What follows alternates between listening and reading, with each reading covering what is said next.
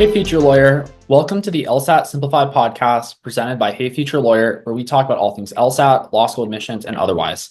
If you want to check out our free LSAT course, go to heyfuturelawyer.com to sign up for a free account today. Hey, folks. Welcome. Today, we're going to talk through a few questions. This is admittedly a shorter podcast. I had a very busy week this past week, and as such, did not film in advance. Typically, I guess this is kind of peeling back the curtain a mild amount, but I usually film the podcast the week prior on a Tuesday, Wednesday, and then I schedule it for that upcoming Sunday. I am filming this on March 24th, which is indeed the day that I intend to have this go out. So this is pretty quick feedback. Anyways, world of LSAT, what's going on? Honestly, not a ton. It is coming up on the summer, which means you should be studying pretty heavily if you intend to be going to law school next fall. We have roughly 5 months until applications open, which means that the LSAT is no longer something that you're early on if you're working on it. It very well is going to be here before you know it, which means that if you delay, you very well might put off law school another year. Whether or not that's something that you want to live with is totally your call. What I will say is that if you want to go to law school next fall, you don't study, you could be deciding that you're taking another year. So I would really get going. If you need to get going, check out our free course at heyfuturelawyer.com. You can also take a diagnostic on Law Hub or on our website to get your feet wet. But basically, it's time to get moving, and you really should dive in. And like, if that sounds terrifying, well, I mean, for one, you're going to have to deal with it. It is, not the craziest obstacle. Not so the LSAT's not a big deal, but lawyers deal with things that don't shut down. So if you are finding yourself shutting down, I would have a conversation, a powwow, one might say, with yourself about why that's happening and how you're going to avoid that going forwards, because you're going to have to deal with challenges in the future. Further, it really is time. I'm not here to yell at you. What I am here to do is state facts. And the facts are that we have 5 months, applications open soon. If you're not ready, you're not going to apply early, which means you're going to have a rough cycle. This does bring me to next cycle. So for those of you that are in touch with the world of LSAT and law school admissions, you might be aware that this past cycle, as in 2024, is the most intense cycle ever in terms of applications. We have had more applications to law school this year than in living memory. And there are many likely reasons for that. For one, election years tend to go more applications. And as we all know, 2024 was indeed an election year.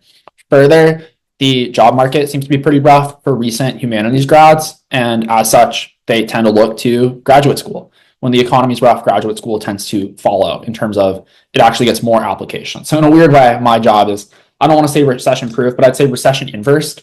When the economy is good, LSAT actually slows down. And when the economy is bad, LSAT spins up, which is kind of unfortunate. Anyways, the point is that next cycle, based on the data that I'm seeing, appears to be similar. Registrations for the April and June LSAT are up over what they were this time last year. So as such, it's probably going to be a fairly competitive cycle. There are probably going to be just as many applicants this upcoming year. Further, there have been all the government employee layoffs, and many of those people may be looking to enter law school. So lots of applicants, basically. The recent grads are continuing to be, I'd say, unsatisfied in the positions they can find in terms of the white collar economy.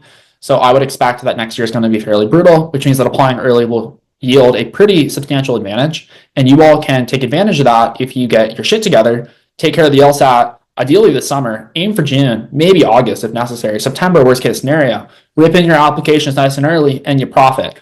I don't know why actually I do know why people say that applying early doesn't matter. Shout out to my boy, should I say it? Anyways, one of the consulting companies really bangs on applying late not mattering. It does matter. These schools have less information at the start of the cycle, and this is ultimately a negotiation. And when the people on the other side of the table in a negotiation know how many applicants there are, they can make more educated decisions, and that yields to their advantage. Because at the start of the cycle, they don't know how hot or cold of a cycle it's going to be, as in, are there going to be a lot of qualified applicants or are there not? And as such, they're more worried that there might be a very finite number of you, and they just try to snag people up as quick as possible. Because if I'm a school that waits on my hands and doesn't make offers, the other schools might get to you first.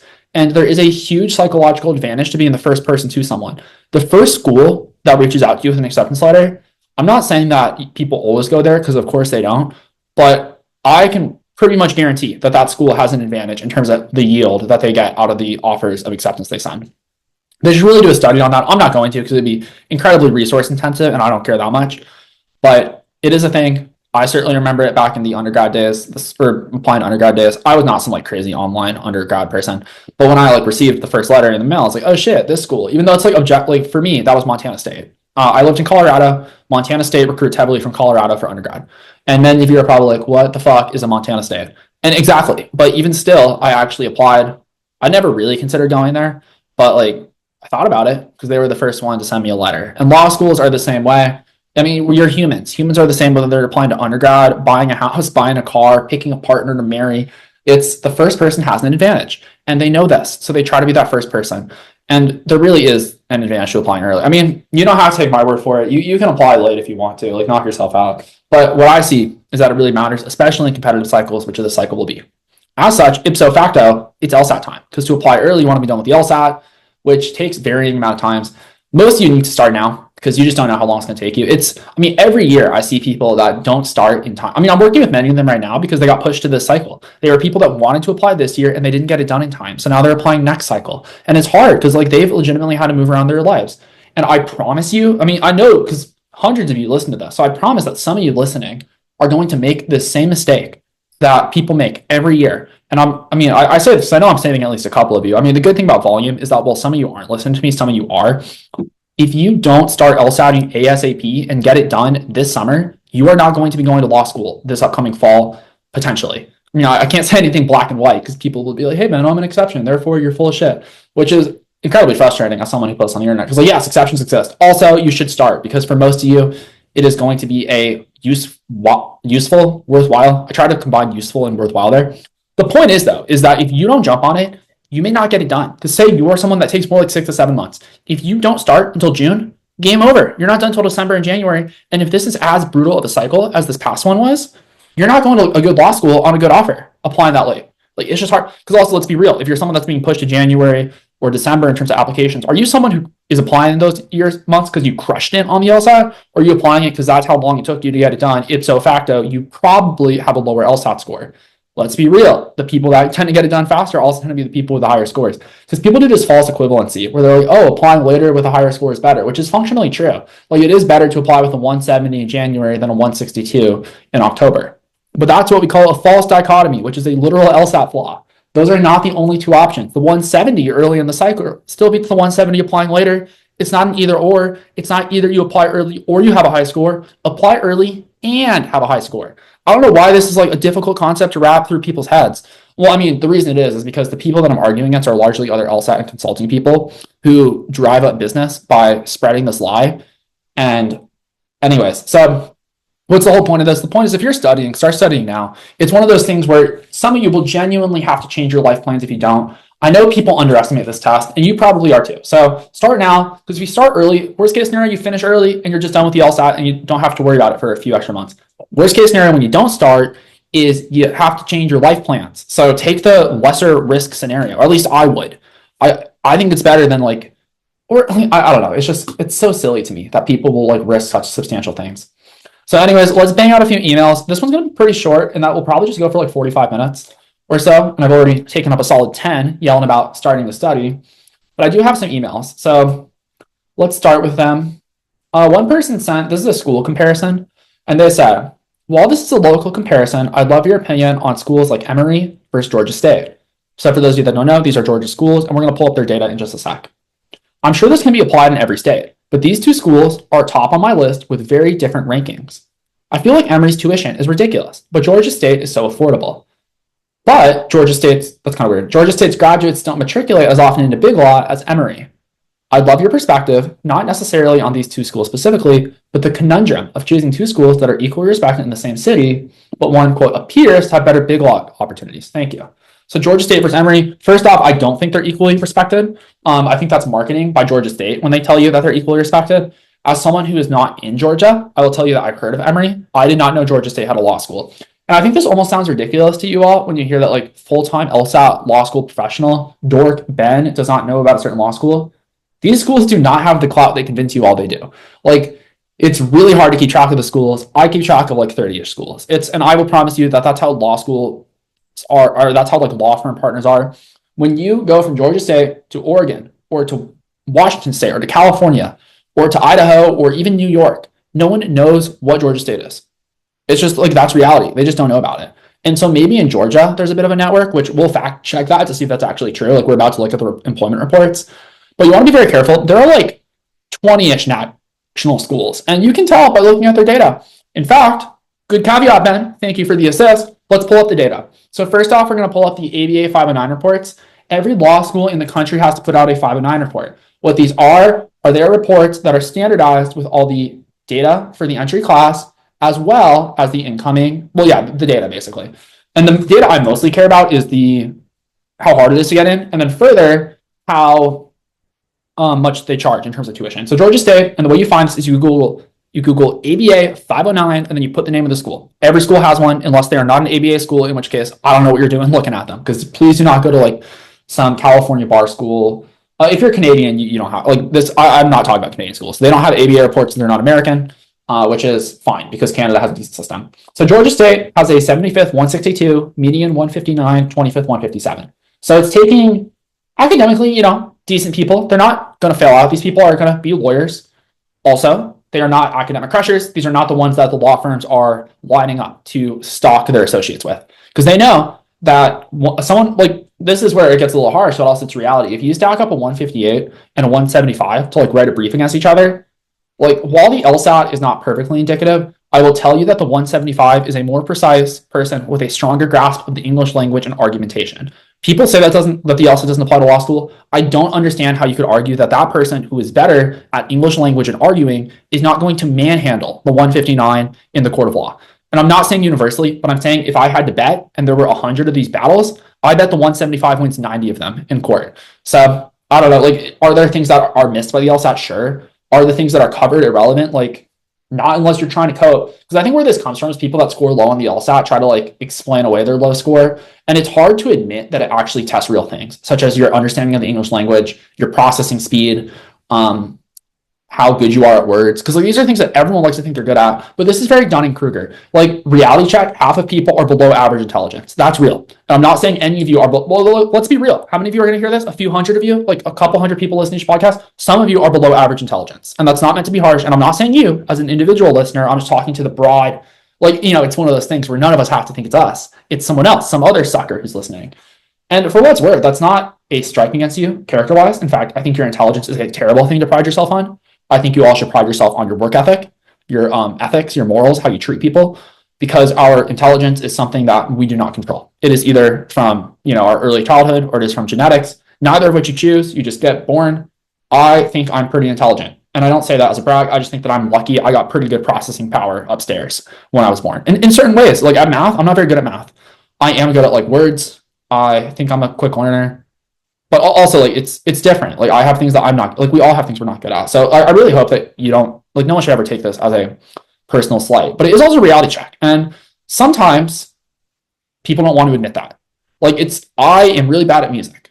Like, if you hear me sing, those little TikTok challenges, there's like a vocal one, like a do, re, mi kind of vibe, where you like do the sounds. And I sound like a dying hamster that has been hit on the road, and my lungs are like half punctured, and I'm just trying to like squeal. And that's like my attempt at that like do, re, mi song. I won't put you through it, even though this is audio. I could, but we won't because I'm kind. And reality check, Ben's bad at singing. Ben is like low percentile in singing ability. That's fine. I'm also really bad at art. For those of you that have come to class, you've probably seen me try to illustrate something from time to time, and you're like, Ben, your illustration just gave me a stroke. What the fuck were you trying to draw there? Like, I tried to draw a circle, and you're like, Ben, that's a rabbit. I don't know how you possibly threw bunny ears on your circle, but that is not a thing. However, I think where it gets hard is the things that we hold as very, close to us in terms of like intelligence or, I guess intelligence is the big one. I don't really have another example. And I think it's hard to admit that the LSAT, while it doesn't measure all intelligence, it does measure some intelligence in terms of verbal and speed. And those are intelligence things. And so it's easier to say that the test is stupid as opposed to taking accountability for like, I'm bad at these skills.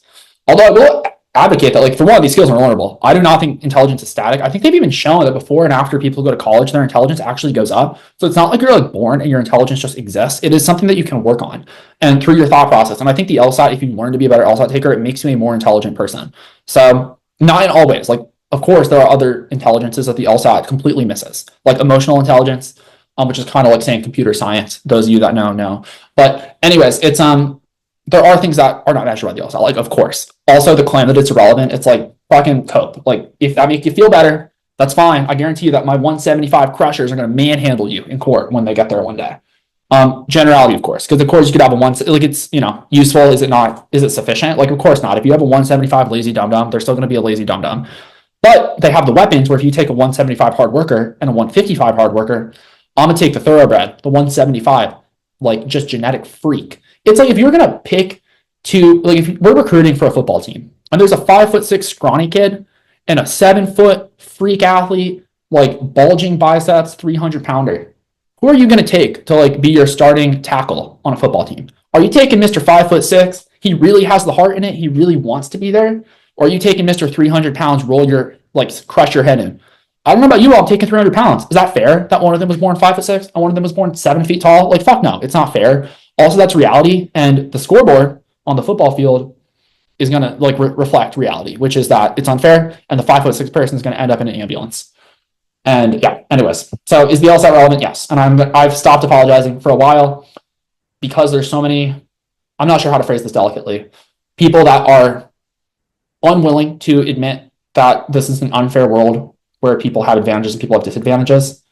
People have gotten to the point like the LSAT's solely irrelevant. There's no purpose. Any law degree lets you take the bar. It's not reality, and I'm done catering to it. Because the other thing is it's not helping anyone to pretend that this world is something that it's not. Like, kindness matters. I hope that I'm kind. I guess sometimes I get a little bit silly with the examples and stuff. That's because I don't want LSAT class or like the podcast to be boring. I want it to be like kind of interesting. And also to who I am personality-wise, like this isn't forced. This is just genuinely who I am. So it's easier to be that than to like fake and be something you're not.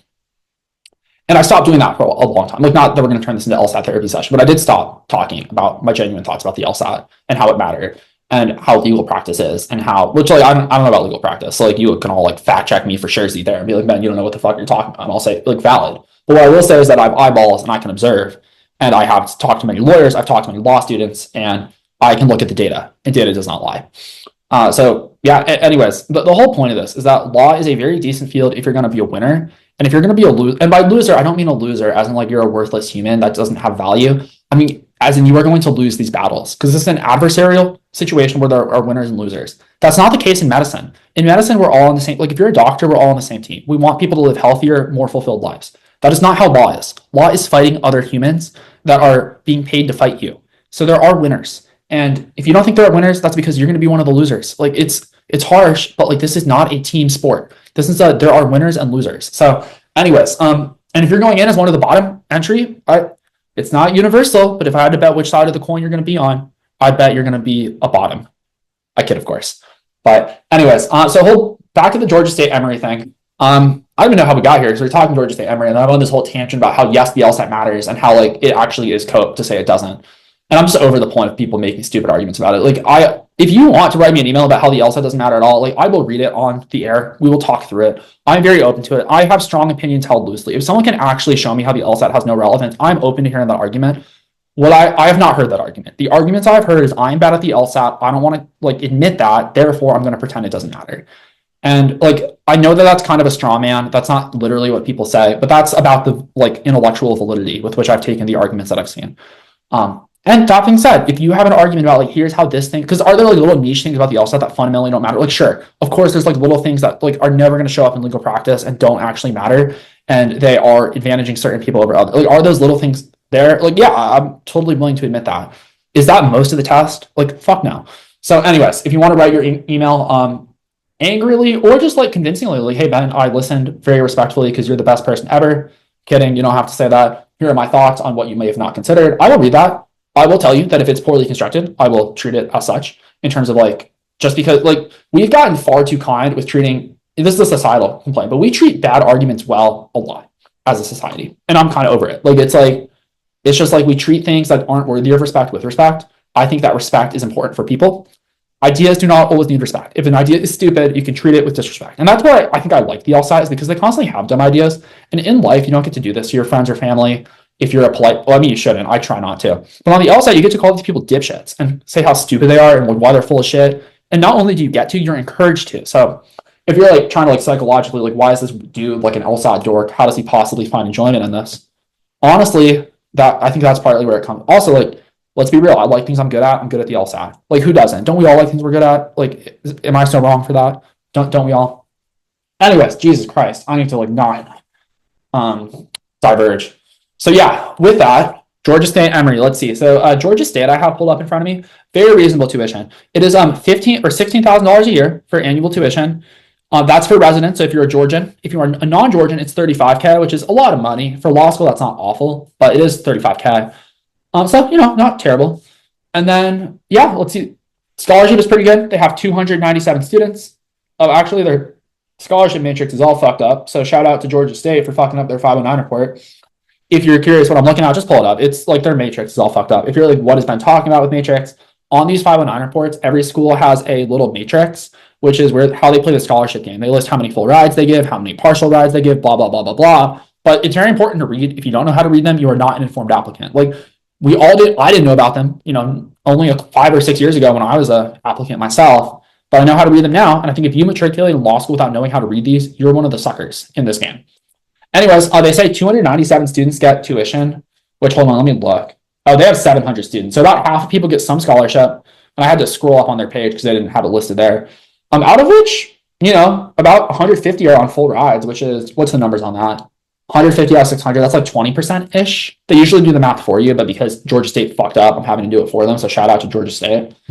They give another 41 half to full. So, it's not bad. And especially if you're in state, like 15K, I'm not excited about 15K. I wish you would all go for free. I also don't understand that's not always the case, especially if you are like tied to a certain city. So we'll say Georgia State, are you going to graduate with debt? Like realistically, probably. Well, unless you get one of those scholarships. But is this a school that I feel like worried about? Like, no, I wouldn't feel worried about the financial outcome of Georgia State. Emory, for contrast, I know is going to be very expensive because I am a big boy that knows that Emory is an expensive school. And they have higher numbers, but not by a lot. Their 75th LSAT is a 167, their median is a 165, and their 25th is a 162. Their GPAs are also good, but not great. 3.88 75th, a 3.8 median, and a 3.63 25th. So, good school. Not as high as I thought, given how people tend to talk about Emory. And realistically, not much more competitive in terms of like, are these people that are on average going to beat the Georgia State graduates in law? Like, yeah, they are. But they're not going to manhandle them like the Harvard grads and the Duke grads are. These are not cut levels above Georgia State. This is a little bit better in terms of entry metrics. That doesn't mean better in prestige, because let's be real. There are schools that have pretty high entry metrics with pretty low outcomes and vice versa. But like these, as far as going to Emory, do I think you're going to be surrounded by like crazy smarter people? Like, no, they're going to be a little bit smarter or a little bit more harder working. Are the Georgia State kids dummies and Emory like a bunch of geniuses? Like, no, it's like Georgia State is like professional, well put together people, and Emory is kind of a step above that. But none of these are Harvard, and none of these are predatory schools. These are both fine Georgia schools thus far. However, let's see what Emory costs. So Emory costs $67,000 a year. Holy fuck, that is insane. I don't know why anyone would pay that. I think literally none of you should pay that much for law school unless you're going to like literal Harvard or literal Yale, or I guess literal Stanford while we're listing them. Because at least out of those schools, you can get the jobs and pay them off. Like out of Emory, it's going to be a gamble. Like we're going to look at the employment data, but this is by no means a guarantee. You could very well go to Emory and then end up in a $70,000 a year job. So I just be careful. So out of their 799 students, 784 get a scholarship. So only 15 poor suckers pay that full price, which is 2% of the class. I would have serious self-esteem issues if I paid full price at a school where they were not giving this much scholarship.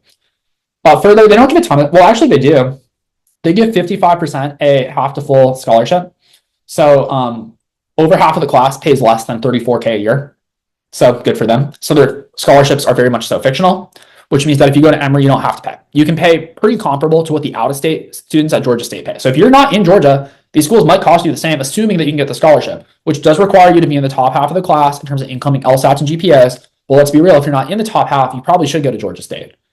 Now, here's what we care about. So Georgia State is a quote unquote worse school than Emory. It's also I haven't mentioned the ranking once because I don't give a fuck about the ranking. The ranking doesn't matter at all to me. Like I could not care less. The more I do LSAT, the more I realize rankings are such bullshit. Not that prestige doesn't matter. Prestige does matter. I don't like prestige. I'm not an elitist, which is funny after like all I talk about. I don't think people get that perception. But I promise you, like I genuinely don't care what law school you go to. I respect all lawyers the same. What I will say is that my opinions are not held by the legal community. Lawyers care where you went to law school. And if your lawyer tells you they don't, it's because they're not one of the crushers. And they're coping. I kid. That's obviously broad brushes. Ben paints with broad brushes. Someone clips out 30 seconds, cancels Ben for saying something that's not 100% true. It's 99% true. If your lawyer friends tell you that it doesn't matter where you go, they probably just didn't go to a great school. Like, or they don't have the opportunities. Not trying to be a dick, but also like reality check. Because the employment, which we're about to fact check, does not lie. And the employment shows that the school you go to fucking matters. So let's pull up Georgia State first. Actually, let's pull up Emory first. So Emory, and the way you find employment reports is you put Emory, ABA, the letters ABA, employment, and then you'll be able to find them. Occasionally, you have to do a little bit of digging, but the more you do this, the better you get at finding them. So I have it pulled up. Out of Emory in 2023, because the data is a couple years delayed, because, you know, obviously people have to go get jobs, and that takes a couple years before they have the data. So they're like a year behind. Anyways, they have 257 grads. And now the number we care about is the number that get paid highly, because like that's, you know, if someone's going for the money, that's what we're finding. You don't have to go for the money, but if you are, you should know what the data is. Because roughly 10 to 20% of lawyers get these high paid jobs out of law school, but that's very different depending on the school. And Emory will probably be over that 10 to 20% because it's a relatively prestigious school. So they have 257 grads, out of which 85 go to firms of 500 plus. Those are the biggest firms: Kirkland and Ellis, Cravath. I don't fucking know the others. Davis Polk, Greenberg, like there's a bunch of them. Sounds like a bunch of old white dudes because it was founded by old white dudes. A lot of old Jewish white dudes, for what it's worth. Not that we care. Jesus Christ. I got to be careful with what I say. I'm not even saying anything about Jewish, but just even mentioning it, it's like, holy fuck. People can take anything out of context today, in today's day and age. Anyways, so yeah, it's a bunch of old white dudes. That's why the names are what they are. It's kind of funny. I guess it's funny. I think it's funny. Anyways, 85 go to the big firms, 26 go to other big firms of 250 to 500. Functionally, that is big. I mean, I don't know. I think that's a big law. So that is 111 plus. They have 15 federal clerkships, which are not quite as highly paid, but they're very prestigious, which means you can get jobs that are very good after the fact. So that brings us to 126 out of 257, which, what is that, like 40-ish%? I'll do the actual math, but that's a pretty good amount. That's really high. So about 40% of Emory, 126 out of 257. That is 49%, almost half. So shout out to Emory. Their grads are doing pretty well. And for what it's worth, it's always going to be a little bit, you don't have to be quite in the top half because, like, let's be real, they're interviewing in the top 60%. And then about 10% of people are choosing not to take those jobs. So it's not that you have to be in the top 49% to get those jobs. It's more so like you have to be a little under that top 50%. So that's good. That's really strong employment. That being said, that is not everyone. 40% of the class is still not getting those jobs, which is, I know that's not everyone, but it is people. And this is a hard thing because no one goes in thinking they are going to be one of that 40%, but it's almost half the class. It is not that few people. So I would be very careful that you are realistic and understand that if you go to Emory, there is a real chance that 3 years from now, you are not getting one of these jobs. Further, the market could crash and this hiring could like get halved. It probably won't, but it could. So you want to be real that like this is not necessarily static. This 49% does not have to persist. It could very well go down. Overall, though, that's pretty good employment. And I would say that if you can at least get in on like some scholarship, I'd feel okay. Well, that's so scary though. I'd feel okay. I wouldn't want to pay more than like $30K a year though. So I would be trying to get one of those scholarships, which they give to half the class, which, like, let's be real, that half on scholarship is likely to correlate with these half getting good jobs, which is a terrible, fucked up reverse Robin Hood system where the people that are paying less for law school get the better jobs and the people paying the most for law school get the worst jobs. But I didn't create the system. So all you have to do is just engage with it and not go to the schools that aren't going to give you a good offer. So I would say go to Emory if you can get a scholarship. If you can't get a scholarship, don't go to Emory and go to Georgia State. Which brings us to Georgia State's employment, because we haven't looked yet. So just for reference, what was it? Emory was 49%. Let's see what Georgia State is working with. If I had to guess without looking, I would guess 20-ish%. But let's see, because that's a total guess. That's just me trying to like benchmark to see what we're going off of. So Georgia State has 210 grads, out of which 25 go to big law and another 4 go to 250 to 500. So that is 29 grads, which is a little over 10%. They sent 4 to federal clerkships, bringing us to 33 out of 210, which is about 15%. The actual number is 33 out of 210. That is 15.7%. Realistically, some other people are getting interviews and not taking those jobs. Call it 20% overall. So if you go to Georgia State, you got to be in the top 20%. If you go to Emory, you have to be in the top like 60%. Emory is an easier bet. And like realistically, the competition is not that much worse at Emory. Like there are smarter people, but they're not crazy smarter. So if I really wanted to do big law, I would go to Emory. However, if you miss and you don't get big law, I would drop out after your first year. Because if you are in the bottom half of your class and you're paying tuition, it's a scary story. The JD is like, you guys, I don't know. I mean, this is harsh. It's like, I know this isn't good for business, but well, I think it is, because like at least I'm like fucking real with you guys, whereas other people aren't. At least most people. There are some other people that are real. I'm not gonna like shout anyone out, but like you guys are the podcast crew. So, anyways. But without saying much more, Yeah, I mean it's hard because like if you're at Emory and you're in that 40%, you're going to be $210,000 in tuition debt. Call it another 20K in living per year, which is cheap, but we're just going to be cheap because like why not? Call it 30K in living. So that's another 90K. That's 300K plus interest. Call it 350K when you graduate. And if you're making $70,000 a year, how the fuck are you going to pay off $350,000 in loans? Like genuinely, how do you expect to do that? It's impossible. So I wouldn't go to Emory. Like even with that, unless you're on scholarship, you guys have to get the LSAT that gets you a scholarship. It's fiscally irresponsible not to. Like you're fucking yourself over, you're fucking your children over, you're fucking your partner over. This is ruining your financial life if you don't go on scholarship. And the reason you all aren't going on scholarship is you don't want to work on your reading skills or the LSAT, which are like little puzzles about lemurs and shit, for another couple months. It's baby shit, honestly, when people don't do the LSAT and then they go and pay for Emory. Like if you haven't maxed out your score, which I guarantee you haven't, unless you've scored like legitimately like a 175, you need to do more LSAT work and you need to get a scholarship. Because this is real. This isn't fake. This is functionally holy crap, why do you all not? I mean, the amount of you that don't take the LSAT seriously blows my fucking mind. It's like the amount of you that like study for a couple months, take it, and you're like, I got a 160, that's good enough. And now you end up paying full price at Emory, you end up in one of these jobs, you just put yourself in 350K in debt, which like, let's be real. Even if you go to Big Law, wouldn't it be nice to go to Big Law and not have 350K in debt? Because you can just keep that money. You can keep 400,000 fucking dollars and not pay it. I don't know. It's like the amount of you that just don't even put the time in on the LSAT. It's like quit. Like honestly, quit if you're not going to put the time in on the LSAT. It's like you don't belong in this field. You're not a serious person. Like leave. And I know that's harsh, but like these are real consequences. And you guys put in, or not you. I'm speaking with such a broad brush here. I'm not talking to any of you specifically. I mean, I probably am because some of you are probably goofballs that are listening. Probably not though. I mean, realistically, what's funny is the selection bias of this is probably those of you that are listening are people that don't need to hear it realistically, because you guys are probably smarter people that take this more seriously. Because like, let's be real, if I make someone really think about this, they're probably going to tune out because I probably make them feel kind of bad. Which like I'm not going to apologize for because I'm just telling them reality, and I'd rather I tell them than the future tell them when they can't get the job they want. But like, holy fuck, you guys got to take it seriously. So verdict, I'd say go to Emory for job opportunities, but you need to get an LSAT that will get you into Emory at a reasonable price because it's not worth paying full tuition for.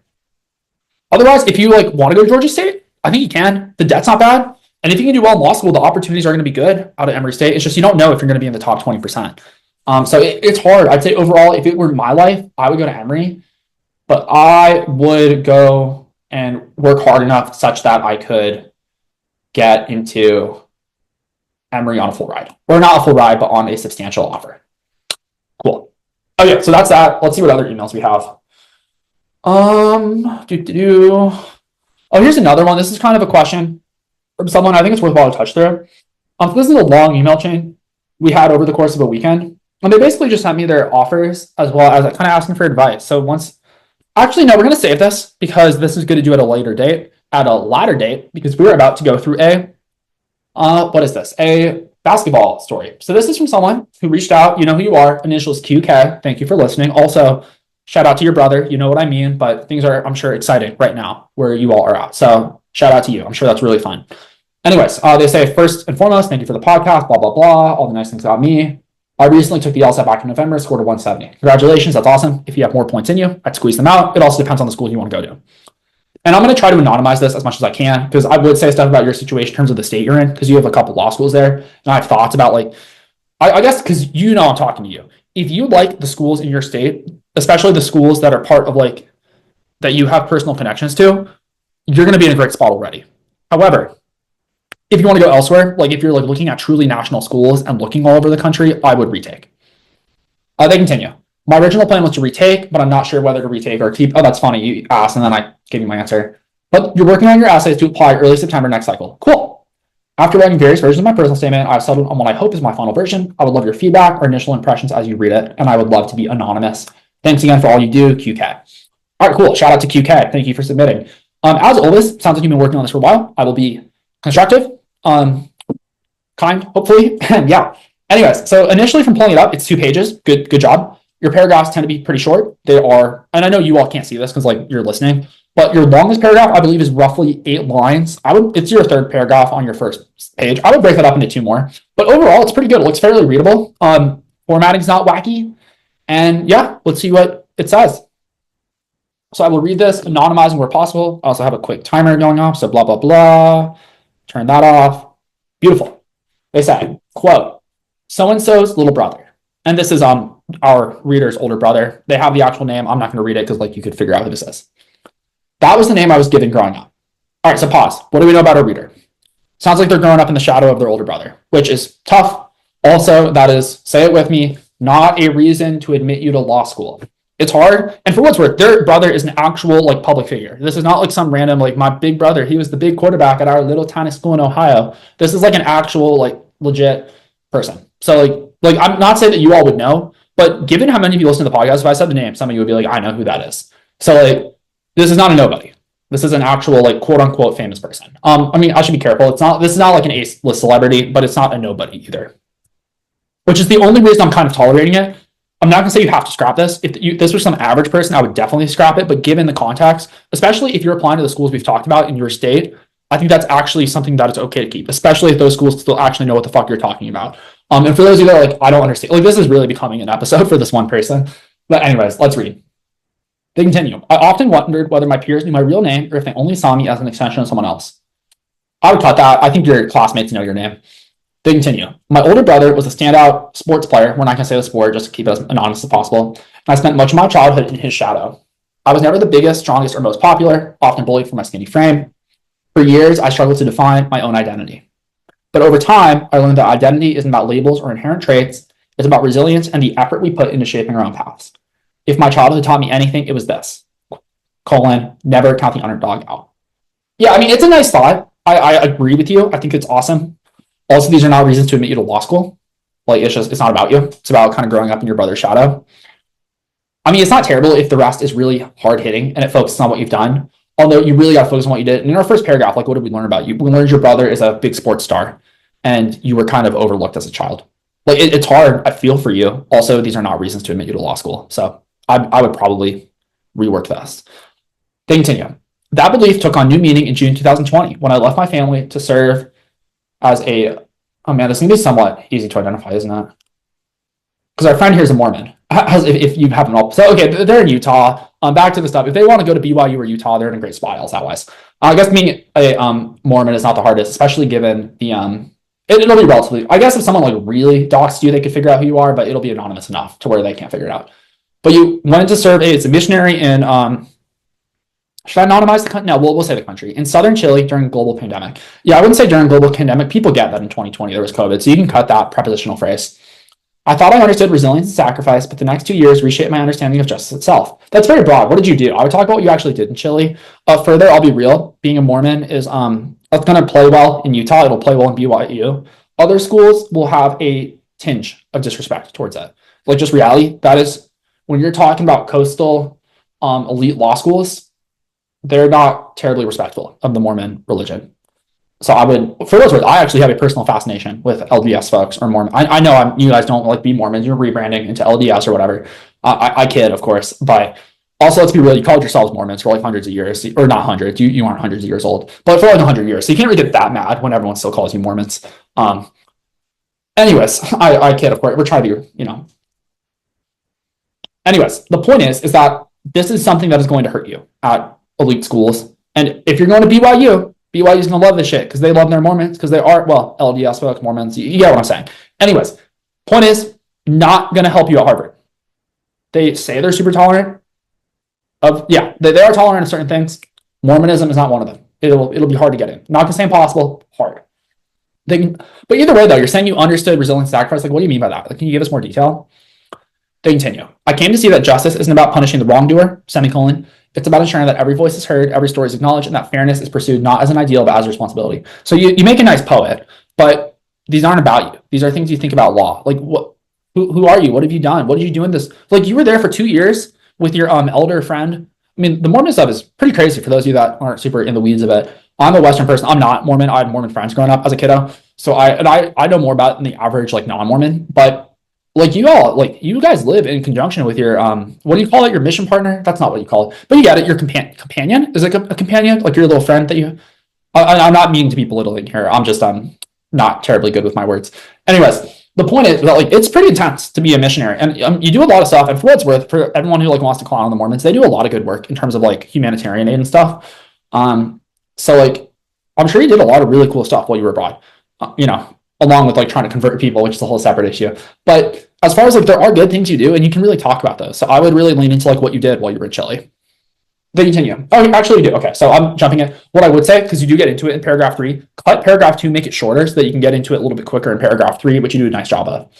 They continue. Day after day, I walked the streets for 14 hours, assisting the elderly, repairing homes, and coordinating aid efforts.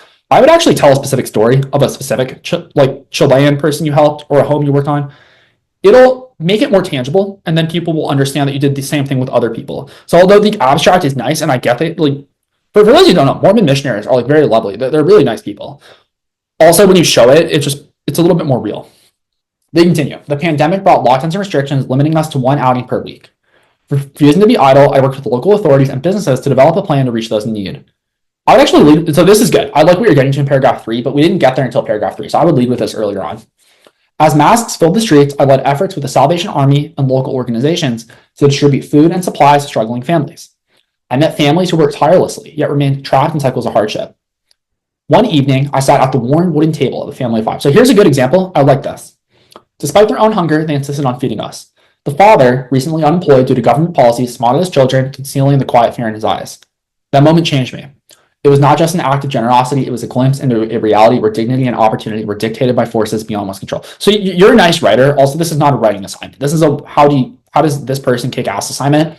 And you kind of writing poetry about this Chilean father and how he was showing you kindness despite really hard. It's very nice. I get the sentiment. Also, these are not reasons to admit you to law school. I would probably omit and really focus on what you did to help them. I understand it's very self-focused and you're trying to be very selfless here and put yourself in other shoes and kind of show the things, but you got to advocate for yourself. And all that I know about you is that you grew up in your brother's shadow and you served a Mormon mission, which is nice, but these are not reasons to admit you to law school. And for many people, they're going to be reasons to keep you out of law school. Although at BYU, I bet this plays really nicely. So if you're going to BYU, I think this actually works very well. They continue. I knew what it felt like to be overlooked. Yeah, I would cut this theme. In that family, I saw a reflection of the silent struggles I'd once faced. But unlike my childhood experience, where I learned to fight my own battles, I saw that these families needed more than resilience. They needed a system that wouldn't fail them. It was then, oh man, you're going to say what justice is again? You already realized. So this is very repetitive to paragraph 2. Because in paragraph 2, you say, I came to see that justice isn't about punishing, blah, blah, blah, for 3 lines. Once again, you say, it was then that I realized that justice is not just about addressing wrong, it's about ensuring people are not trapped by circumstances they had no hand in creating. That realization became the foundation of my commitment to the law. I came to see it as more than a set of rules. It is a tool for justice and a means to challenge inequality. This is, so I don't mean to come down harshly on this person, but you all do. When I say you all, I mean many of you, not all of you, because obviously, not everyone writes this. But you all love to rhapsodize about what the law is and what justice is and how good it is and how it's the bedrock of democracy and society and rights and whatnot. That's not what this document is. This is not about how much you value law. It is about why you will be a kick-ass lawyer. And you are writing about law, and I need you to be writing about yourself. So further, that was really repetitive. You wrote this all in paragraph 2. You then wrote it at the end of paragraph 3. So be very careful that you're not getting overly repetitive because you did there. They continue. Nowhere was this lesson clearer than in the Provo, Utah courthouse, where I worked as a legal assistant. Good. You're working in Utah. Beautiful. There, I saw how the law had the power to shape lives for better or worse. I assisted in preparing cases, reviewing legal documents, and observing proceedings, where legal representation meant the difference between security and hardship, between being heard and being overlooked. Once again, you're rhapsodizing about how important the law is. Within a week of my internship, my outlook on the courtroom changed. Oh my lord, we're not going down this route again, are we? Researching legal precedent and code became more familiar, yet I began to understand the individuals behind each file. I mean, I like this sentiment. This is very, we've been here before. We've heard this. Not as names on a page, but real people whose futures depended on just like the Chilean person. But let's be real, we've hit this point. We get that you think law is important. I'm on your side. I agree with you. Also, I need to learn more about you. Although I do like that I like talk about what you did as a missionary. I also like that you're working as legal. These are points in your favor. This is better than the average personal statement. I will tell you, this is already above average. This is the equivalent of a 158 personal statement. But you could be a 175. You just got to do some tweaks. And for what's once again, at BYU, this is a 170. BYU is going to eat this shit up. So if you want to be there, I think you're in a great spot. But this is also very where you want to be dependent. But for what's worth, if you are very into the Mormon world and you don't see yourself leaving the Mormon world, BYU is a great school. It does very well with placement. Let's also be real. Those are for the LDS people. If you are a non-BYU or non-LDS or non-Mormon going to BYU, the odds of you getting the good jobs are probably, let's be real, pretty low out of BYU. But if you are Mormon and you want to be Mormon and live in that Mormon world of Utah and drink your weird sodas and shit and wear your magic underwear, a kid, of course, and do the temple ceremony, slitting the wrist or slitting the throat, all that good stuff. And I kid, of course. I'm just someone who knows a lot more about the Mormon church than the average person does. Temple ceremony, washing and anointing, all that good stuff. If you're into that shit, BYU is a great school, and this does not come with judgment. I would question if you've like really explored the Mormon faith, like read the CES letter, all those things. And man, I should not be trying to like I'm like trying to like be a reverse Mormon missionary here and like detransition you. I'm kidding. I don't know. Anyways, the point is that BYU is great for that. I don't know that you can know that you're going to be in the church for your life. Should I edit that out? Huh. I don't know. Because like I'm trying to be respectful here. And I obviously like life's complicated. Maybe the Mormons have it figured out. Seems unlikely based on, evidentiary standards. But anyways, I would just say that at BYU, this will do well. You didn't ask for my advice. I apologize for trying to like convert you. Also, let's continue. Already, where were we? Oh, here we go. One moment remains etched in my mind. I sat watching a criminal case unfold where the defendant stood motionless as the sentence was read. His guilt was undeniable, yet his eyes reflected only pain. All right, so it's very cute about the defendant. I don't really care, but okay, sure. I looked across the room. The victim's family clung to each other, their silent sobs filling the courtroom. Yeah, that's sad. Jerk defendant, not showing remorse. Family is, obviously hurt. I don't know whether he killed someone or what the deal is, but lock him up and throw away the key. Justice had been served, yet no one had truly won. Yeah, that's fair. Like everyone's kind of a loser in that situation. As in, like very different loser than earlier, where I was saying like people don't take it seriously, but rather, the family lost their family member, and this person has thrown away their life. It truly is a lose-lose situation for everyone involved. It's really sad. They continue. At that moment, I realized I wanted to be more than a spectator in the courtroom. I wanted to be part of the process. All right, cool. That moment reinforced what I learned in Chile. Justice isn't just about verdicts. Just say isn't about verdicts. It's about, then further, don't talk about what justice is. We have defined justice like 4 times here. And now we're about to do a whole nother paragraph on it, which I know you all can't see as listeners, but like, holy fuck. Like we get what the law is. We get it's important. Talk about yourself. They continue. It's about creating systems that protect people before they reach a moment of crisis. The law at its most powerful isn't reactive, it's proactive. You're not going to change the legal system though. Like you guys are going to become cogs in the system. Like I root for you. I hope you all make change. It's also like not reality. Like most of you are just going to be cogs in the system and work in the system. You're not going to rechange it. It's like a worker bee thinking you're going to change the like hive from honey to like, I don't know, what else would bees eat? Like sugar water? Like it's not fucking easy when you're a worker bee to completely restructure the system. It can be a tool for equity or exclusion, opportunity or oppression. Yeah, this is very poetic. I want to practice law because I believe business, economies, and people alike should be protected by legal frameworks that foster both justice and opportunity. See, I don't hate any of this. I hate that you've said it 4 times. Say it once, and then fill the rest in with more examples of what you did in the courtroom, what you did on your mission. These are all better stories. And you've just like spent so much time rhapsodizing. I want to hear more about you. They continue. As I prepare for law school, I recognize that my childhood, my mission work, and my legal experiences are not separate chapters of my life. They're deeply connected. The law is my way of standing up for those who, like the families I met in Chile, often lack a voice. It is the means by which individuals can reclaim their futures and communities can thrive. In a world full of Goliaths, I will use the law to stand with the Davids, the marginalized, the overlooked, and those fighting for a second chance. Okay, interesting. Yeah, I mean, I don't know. I would rework it. I would really focus on not defining what law is. You've spent about half of your time rhapsodizing, and I would really want to focus on how you're going to kick ass. Like, honestly, this is pretty well written. You're a good writer. If you want to like be a poet, that will be out there for you as well. And grammatically, it's correct. It's strong written. Like Grammarly did not light this up. Often when I read a personal statement, Grammarly lights it up. Like, holy fuck, this person's illiterate. I kid, of course, but also sometimes that is kind of what Grammarly tells me. This, I don't think had really any Grammarly comments. So it's well written. It is lacking in content in terms of I would want more about who you are and less about what you think about the law. But like I said, BYU is going to play well. And for the rest of you, maybe you'll learn something today about the Mormons. I kid, of course, but I apologize for like trying to convert you. Although, like seriously, Mormon folks, I think one of the fascinating things about learning about Mormons is how little Mormons tend to know about their own religion. So, like, I don't know. If you think I'm terrible, or not, because like I'm getting ahead of you here. You've said nothing but kind things to me, so like maybe I'm the jerk here. But like, I would read the CES letter if you're LDS, and just like see what you think. If you can read that and be like, I'm for sure a Mormon. And you can like, what is it, Moroni's promise? If that's good enough for you, then like, I don't know, more power to you, I guess. But I think if you're an intelligent person, it won't be good enough. And anyways, we'll leave it at that with Ben trying to reverse, I guess, what's the word there? Convert the Mormon. Although, wouldn't that be a funny TV show? Like, I mean, this is a total bit. I'll just like say it for those of you listening. But you know how like the Mormons all go to other countries? Like our friend did here. He went to Chile, which for what it's worth, they do a lot of good stuff. So like, this is not me ragging on Mormons entirely. But they do a lot of good work. They do some unfortunate stuff too, like with LGBT and whatnot. But they do lovely stuff. But they do and try to go convert people, which is what it is. A lot of religions do that. That's not unique to them. And they're very kind in how they do it. They try to talk to people and try to, convince them with words, which is a very nice conversion tactic when you look historically at how other religions have handled it. Also, I think it's a little annoying, and I think it would be really funny if someone went to Utah and went door to door trying to get them to like read the CES letter and ask them to search deep in their heart, just like Moroni's promise, and see, does your heart tell you that this is true? I don't know. And for those of you that are like, what is Moroni's promise? Google it. Is it Moroni's promise? For those of you wondering, Moroni, Moroni. Yeah, it is Moroni's promise. I don't know. The Mormons are fascinating. You all are really lovely people.